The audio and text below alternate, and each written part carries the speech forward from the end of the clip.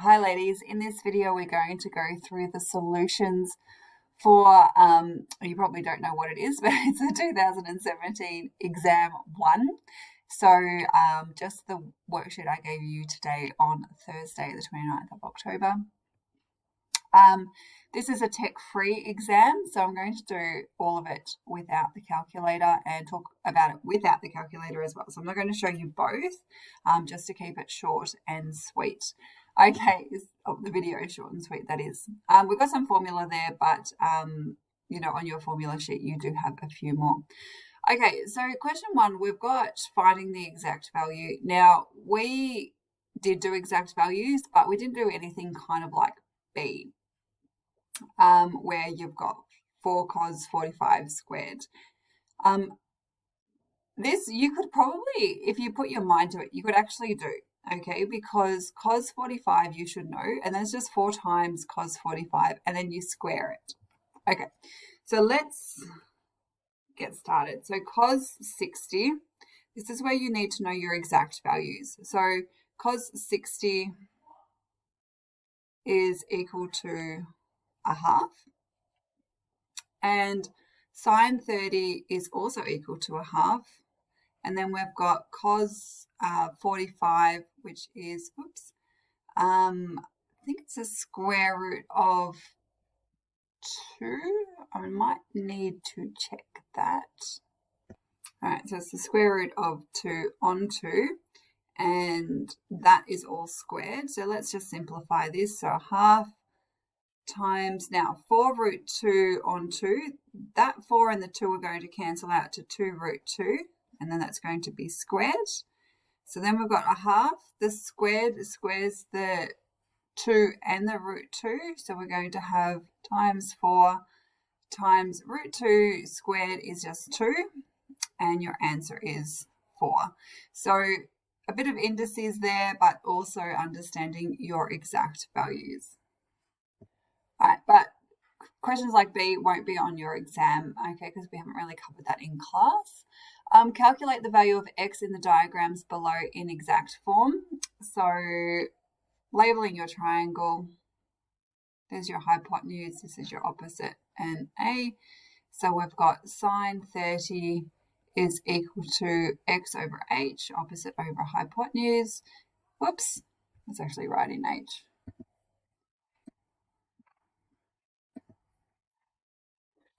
H is 63. Now sine 30 is a half, so x over 63. Then multiply both sides by 63, whoops, to get rid of that. So 63 divided by 2 is just 31.5. Okay, so you can just leave it as 31.5 or 31 and a half is fine. I wouldn't leave it as 63 on 2 because that can be easily simplified. Okay, question B. All right, we're going to find this value of x here, but let's take out this triangle first. Now, it doesn't have y written here, but I'm going to write it there, and then 30, and this is 24. So we've got tan 30 equals opposite over adjacent, so y over 24. Now, tan 30 is, now, I'm going to be a sneaky cheater because I can never remember these, and I don't need to remember them right now when I've got so many other things to remember. Root 3 on 3 equals y on 24.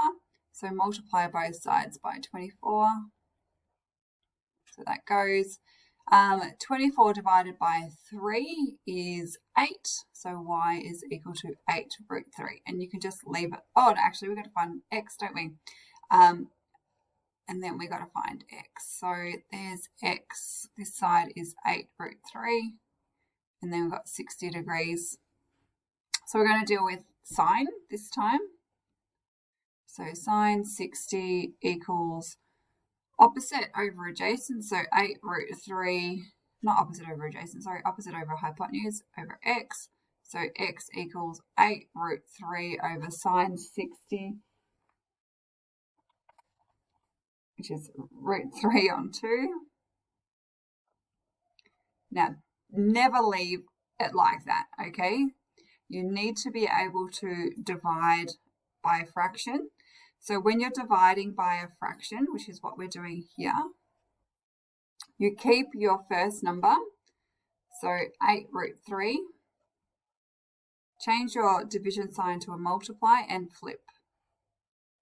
Okay, and now you can see your square roots cancel out and you're left with x equals 8 times 2, which is, 16. All right, now trig in 3D, also not on your exam, but we'll go through this question anyway. So we've got a square-based pyramid shown A to O. So this distance here is √3. So I'm going to just redraw that here. A to O is a square root of 3. And then C to F. So this distance here is 2. Now, if that distance is 2, and because it's a square, this side is also 2. So that means O to B is going to be 1. And then we've got C to, oh no. All right. No. There we go. Now we've got to find AB. All right. So you might remember those values, but let's just use Pythagoras. So a squared plus b squared equals c squared. I'm just going to simplify it a bit. So x equals the square root of √3 squared plus 1 squared. When you take the square root of something and then you square it, you're just left with a number. So it's 3 plus 1. So x is equal to 2. Okay, so if you don't remember that triangle, there it is. Find OBA. So this angle in here.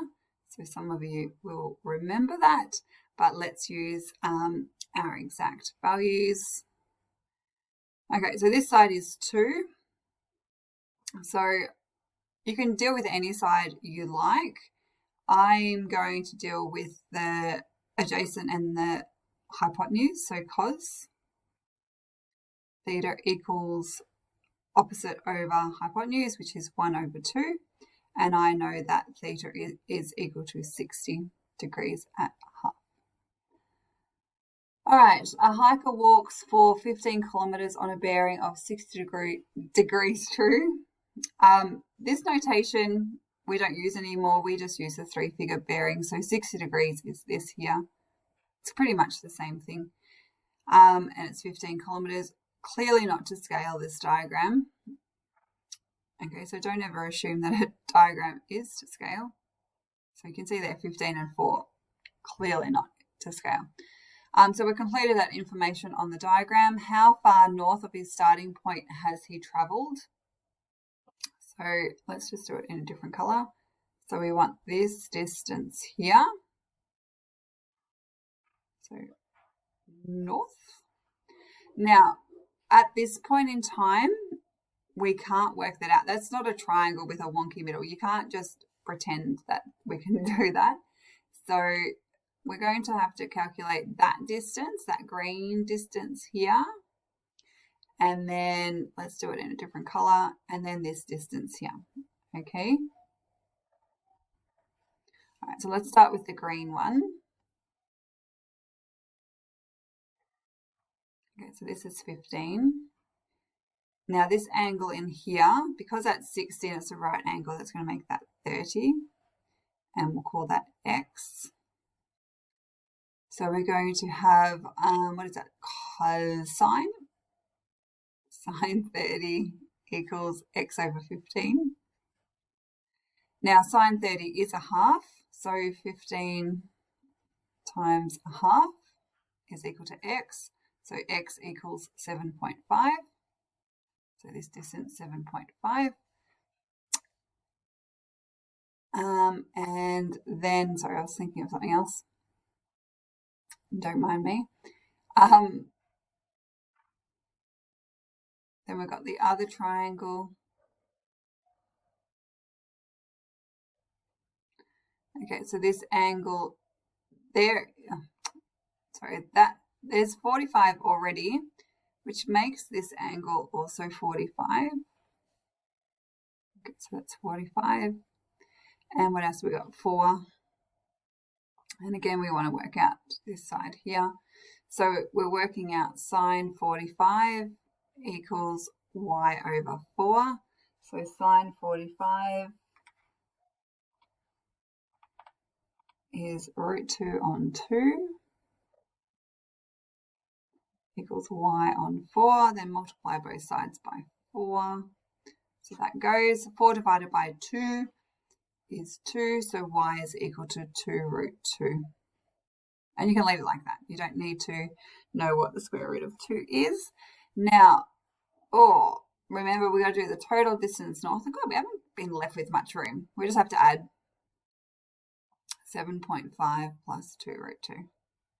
Give us the total distance north. 7.5, you don't have to put it in surge. I don't think you even can, but you probably could, but I'm not going to. I don't think you can actually. Anyway, let's move on. How far north of his starting point has he travelled? Oh, what did I just do? Oh, no wonder I didn't have enough space. I was answering that question in there. Okay, so all that working out I was doing for B, sorry. So give your answer in exact form. There it is, 7.5, sorry girls, plus 2 root 2. Oopsies. Okay. All right, a box contains 16 marbles numbered 1, 2, 3 to 16. One marble is randomly selected. Let A be the event the marble selected is a prime number greater than 3.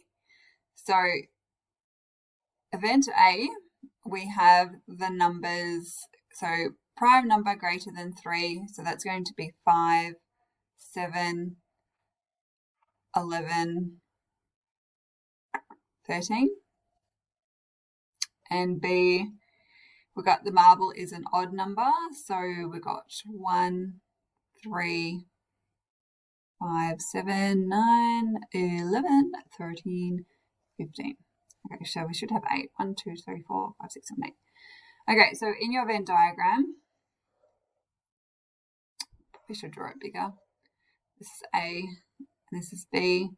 So we've got 4 numbers that are in common because all these prime numbers are also odd numbers. And then we've got 4 that are just odd, but not prime. And then we've got 8 numbers left over. So we've got 8 out here. Okay, so nothing is just a prime number above 3.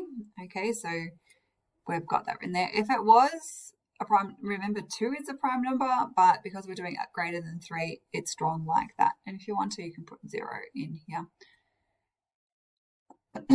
Okay, find the probability of A. So in our circle of A, we've got 4 over 16, which is a quarter. Now, we did do this question before. We'll just do it again. Probability of B, we've got 8 over 16, which is a half. And then the probability of A and B is 4 over 16, which is a quarter. Sorry, I didn't mean to do that plus sign. That's just meant to be an equal sign.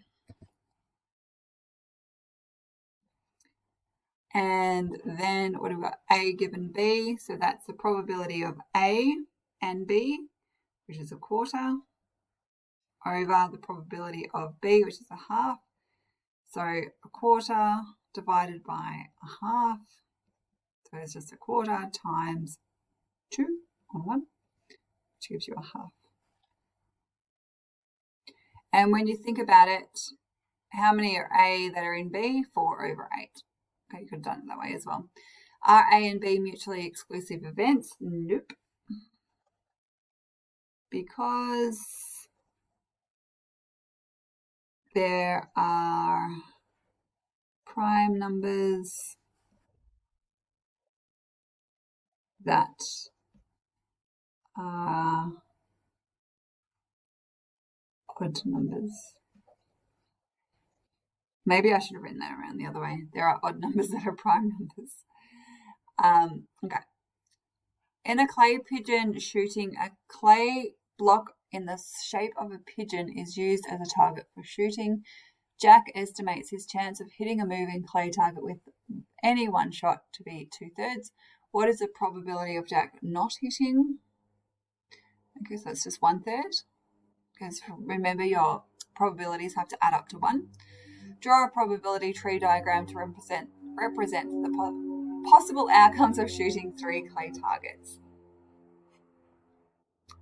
So, shot, not shot. Shot, not shot. Shot, not shot. Shot, not shot. Shot, not shot. Shot, not shot. Shot, not shot. All right. So what do we got? 2/3 and 1/3. So I'm going to just do it in a different color.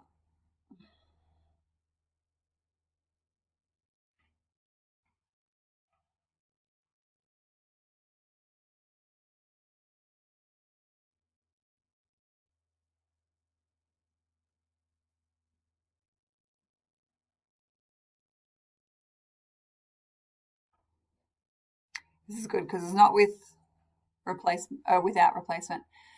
And the possible outcomes, we can have SSS, SSN, SNS, SNN, NSS, NSN, NNS, and NNN. So I'm just reading along the branches. So we should have 8. So, yep, good. Just look like squiggly lines, don't they? Not the neatest writer. Find the probability that Jack hits all 3 targets. So SSS. So that's 2/3 to the power of 3. Okay, or 2/3 times 2/3 times 2/3. 2 cubed is 8, and 3 cubed is 27. Only 1 clay target. So when we go up here, we're looking at, oh, my computer just made that sound. I don't like that it's going to, oh, I tell you what, when it makes that sound, it means it's going to freeze on me. 1 clay target. So only 1 clay target, okay. So we've got this one, and this one, just the 3 options. Okay, so if it's only 1, it's going to be 2/3 times 1/3 times 1/3, and we've got 3 lots of them.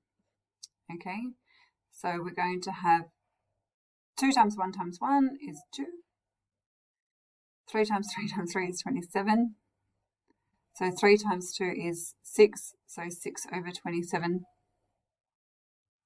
I'm really worried that my computer's going to freeze. I wonder if I can quickly solve. Ah, it's not saving. All right, so I did have to restart Word. So I've missed all my working out, but it's okay. We can still do the questions without that tree diagram before. So where did we get to? Only 1 clay target, at least 1 clay target. So that means we're going to have to do 1 minus what we don't want, which is NNN. So that's going to be 1 minus, now it's 1/3 to the power of 3. So 1 minus 1 on 27, which is going to be 26 on 27.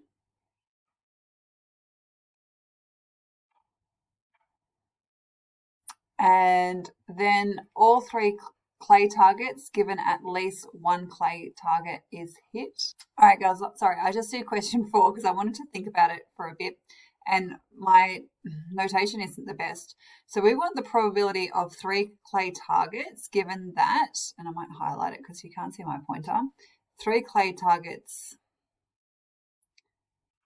given that we have at least 1, so greater or equal to 1.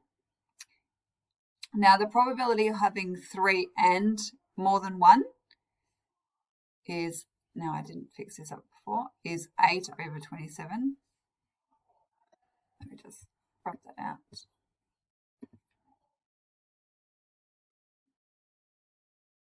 And then the probability of at least 1 is 26 over 27.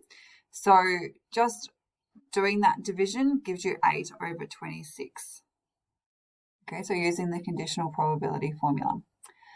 All right, question 7. Find the discriminant for 2x squared minus 7x minus 3 equals 0. So when we're doing the discriminant, remember the discriminant is b squared minus 4ac. So identify a, b, and c. So a is the coefficient of x squared, b is the coefficient of x, and c is your constant. So b squared negative 7 squared minus 4 times 2 times negative 3. So we've got 49. 4 times 2 is 8 times 3 is 24. So we've got 49 plus 24, which is going to be 23. Now, if you have a positive number, you're going to have 2 solutions. If your discriminant is equal to 0, you have 1 solution, and if it's negative, you have 0 solutions. All right, question 8. A parabola has x-intercepts of negative 1 and 2 and passes through 3, 6. So I think we've done this one before. Let's just quickly do it. So putting it in factorized form, so x plus 1. Oh, yeah, I always say, let's do this quickly, and then I make mistakes. So x plus 1, x minus 2. Now we've got to substitute in another point, so 3, 6.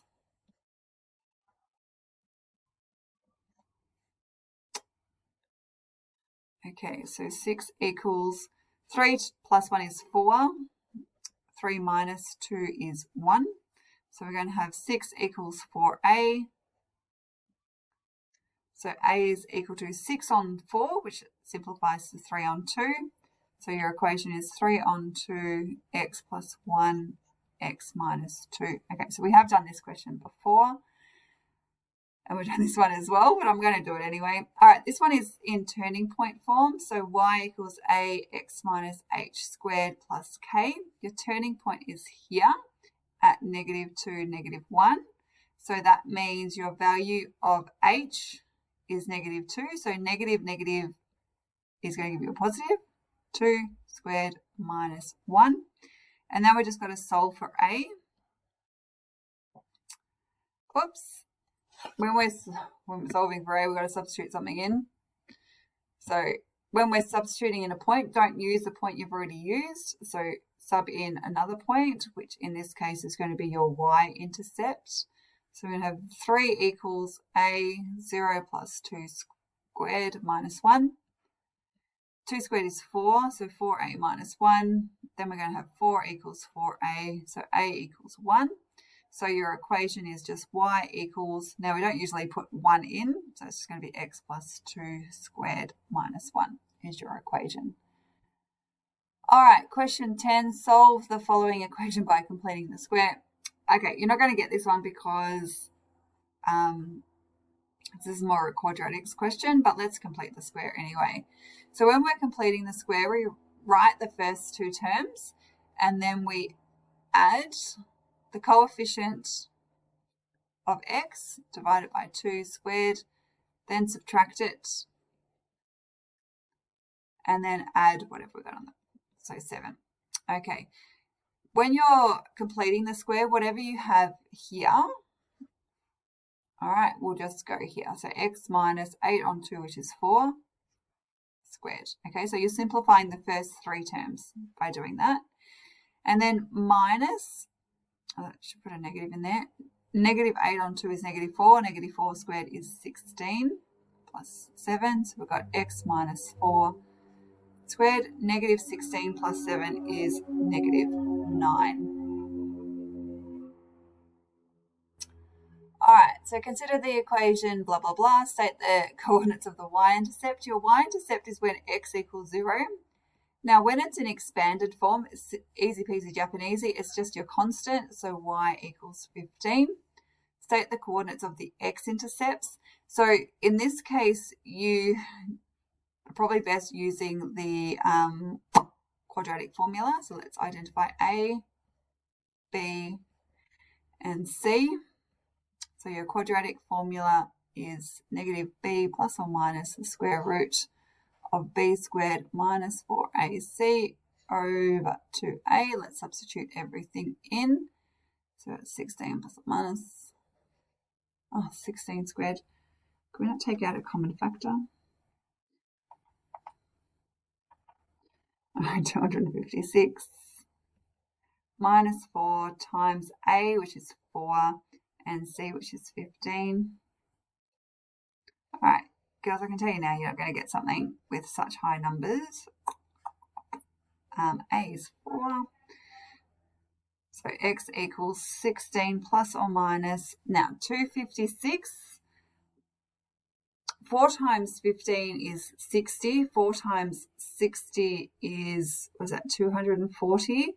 So 256 minus 240 is 16, which is north. And 2 times 4 is 8. So we've got x equals 16 plus or minus, square root of 16 is 4 over 8. 16 over 8 is 2. And then 4 over 8 is a half. So 2 plus or minus a half. You could leave it like that, but let's just do it. So it's 2.5 and 1.5. Not a bad one, but I don't know whether you could hear me, but I was actually using the calculator to do a bit of that. Find the coordinates of your turning point. So your turning point is halfway between your x-intercept. So you could add them together. So 2.5 plus 1.5 divided by 2. So what is that? 4. So that's the x coordinate. And then you just substitute that back into your equation. So 4 x squared, so x is 2, minus 16 times 2. And what was the last one? 15.